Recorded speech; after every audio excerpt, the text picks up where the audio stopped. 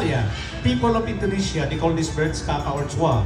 They really love to eat some fruits like watermelon, seeds, nuts, and berries. And to recognize the boy underground with white cockatoos, By the color of the eye. If the color of the eye is black, he's a boy like him. If the color of the eye is red, she's a girl. Kakato's lifespan, they can live up to 60 to 100 years of age, especially the black palm. And you know what is some funny facts about the black palm? They can live for 100 years with one partner. Wow. Yeah, just like humans.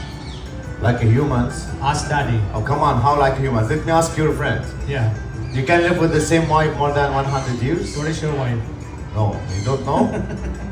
We will check after a moment. Thank you. DJ, I think the painting looked like cocktail juice. A cocktail.